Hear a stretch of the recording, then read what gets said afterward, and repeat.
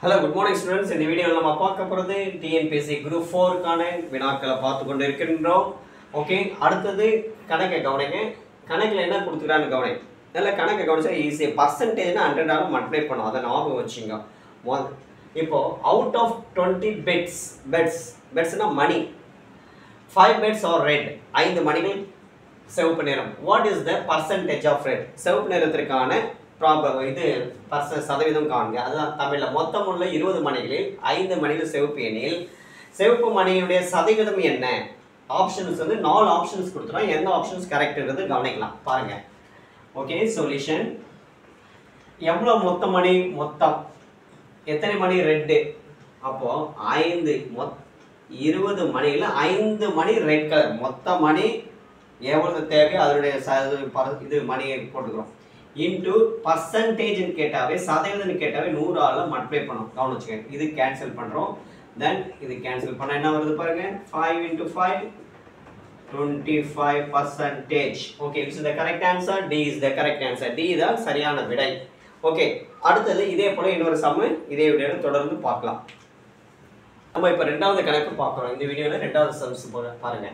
நம்ம பார்த்துட்டு இருக்கிறதெல்லாம் TNPSC Group 4 கான வினாக்கள் தான். Okay, in a survey 1 out of 5 people said they preferred a particular prefer means விரும்புது a particular brand soap.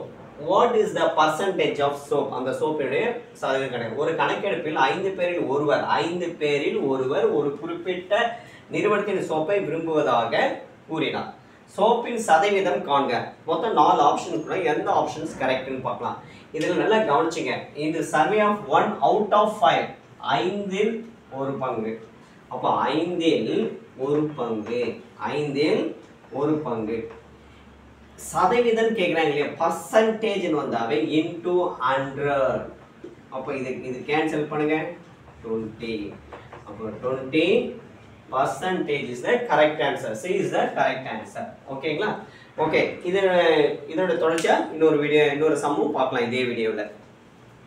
Hello students, இப்போ மூணாவது கணக்கு. இந்த வீடியோல மூணாவது கணக்கு பார்க்குறோம். ஓகே, கணக்கு கவனிங்க. 75 students from A government high school appeared for SLC examinations.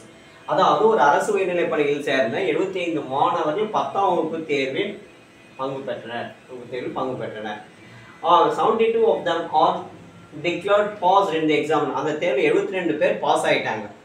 அப்போ find the percentage of the student passed. அந்த தேர்வில் தேர்ச்சி பெற்ற மாணவர்களின் சதவீதம்.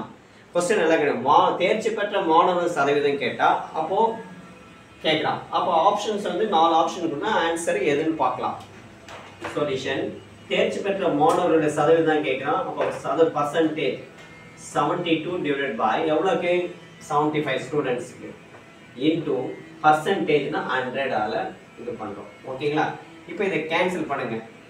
5 கேன்சல் பண்ணா 5 எடுத்துக்கலாங்களா? எவ்வளவு இருக்கு பாருங்க. 1 5s are 15 5s are 75. then 20. அதே 5 ஆல கேன்சல் பண்றேன். 3 times இங்க 4 times. இப்போ இதை எடுத்து இங்க கேன்சல் பண்ணு. 2 3s are 6 minus 4. then 24 into 4 equal to 96%. அப்போ எங்க பாருங்க answer B is the correct answer. இப்போ 72 மாணவர்கள் தேர்ச்சி பெற்றார்னா அதனுடைய சதவீதம். அப்ப ஃபெயில் ஆன மாணவர்கள் தேர்ச்சின்னு கேட்டாங்கன்னா 75ல இருந்து அந்த ஃபெயில் ஆன மாணவர்கள் எவ்வளவு இருக்காங்க அந்த இதை போட்டு மல்டிப்ளை பண்ணி into 100 ஆல மல்டிப்ளை பண்ணீங்கன்னா சதவீதம் கிடைச்சிடும் ஃபெயில் ஆன மாணவர்களுக்கு. நல்லா பிடிச்சிருந்தா லைக் பண்ணுங்க, ஷேர் பண்ணுங்க, மறக்காம நம்முடைய ரவி கல்வி சேனலை சப்ஸ்கிரைப் பண்ணுங்க. இந்த क्वेश्चंसலாம் எப்படி டீச் பண்ணிக்கிறேன்றது கமெண்ட் பாக்ஸ்ல தெரிவிங்க. உங்களுக்கு எப்படி இருக்குன்றது தெரிஞ்ச சொன்னாதான் எங்களுக்கு அடுத்த கட்டத்தில் நாங்கள் எப்படி பண்ணலாம்ன்றது ஐடியாஸ் வரும் இன்னும்.